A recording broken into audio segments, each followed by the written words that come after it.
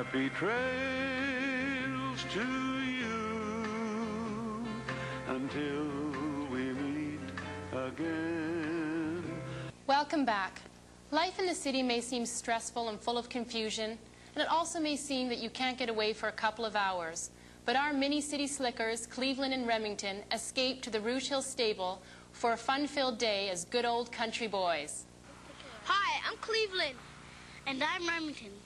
We're reporting for the entertainment scene. Let's take a ride in the countryside. Until we meet again. Happy trails to you. So, Gary, what's it like to be a cowboy? Well, it's a really neat occupation in today's world. We don't have to go out and chase cattle like we used to, but we mostly ride for fun. We do a lot of competition, so we've saved the riding for fun now, where it used to be functional before. The activities I enjoy the most are known as reining. And reining is a discipline we teach horses where we take natural movements that they have and we ask them to do it on command, and we put it together in a pattern, and we do these competitions against other cowboys and other horses, and whoever does the best wins. Could I be a cowboy? Sure you could.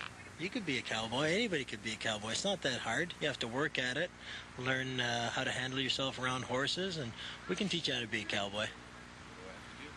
What do I have to do? Well, you can enroll in lessons, and with the lessons what we do is we'll start you at the basic level, and we'll teach you how to groom and tack and handle yourself around horses.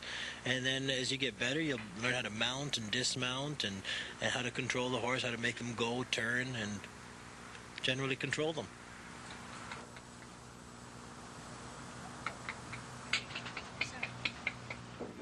We have horses in the barn that are capable of teaching young riders. We'll teach you how to groom and tack and put the bridle on and get up, mount, dismount.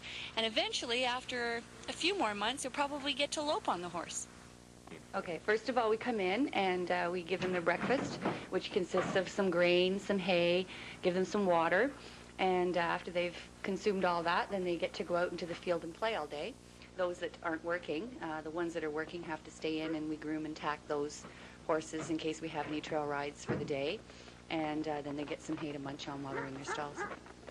You learn how to groom and tack. That's one of the first things that we teach our students, because before they can ride, they have to know how to put the saddle on and the bridle on, and I mean, they can't expect to come out here and just have them all ready. It's all part of the lesson in teaching health, horse health.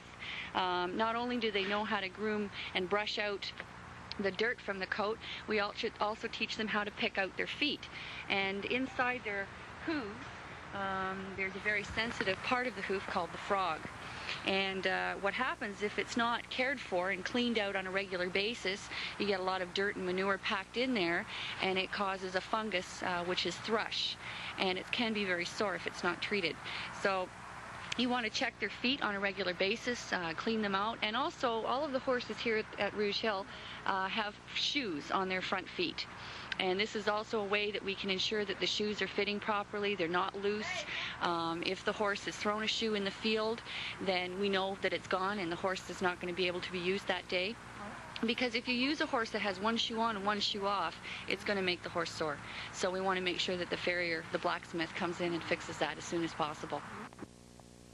Tacking is the term that we use for putting on the saddle, the blanket, the bridle on the horses, so that if you can appreciate, the saddle and the blanket is rubbing on the horse's back, and then there's the girth that goes underneath the horse's stomach, okay, that actually holds your saddle on, and that's done up quite tight. So if there's any dirt and balls of anything in there, it rubs against the horse, and it's going to make it sore. And then once that happens, they get what they call a girth gall. It's a big lump, and you can't use the horse until it goes away. So, you know, you want to make sure they're nice and clean so that you can always have a healthy horse. We try and get them out, obviously, as soon as possible after they've had their breakfast, because they've been in all night, they've been standing around, they want to get out, they're anxious, they're like kids. You know, horses have the psychological capacity or mental ability of about a 3 or 4-year-old child, and so you have to treat them that way when you're dealing with horses. So they want to get out, they want to play, and as you'll see, as they go out, they'll be kicking up a fuss, they grab each other's halters, they play tag, they have just a great time, and they play all day outside, and then they have to come in for their nighttime, you know, their dinner, and they all stand by the fence, and they kind of put their heads over, like, is it dinner yet? You know, they're really cute. Just like kids.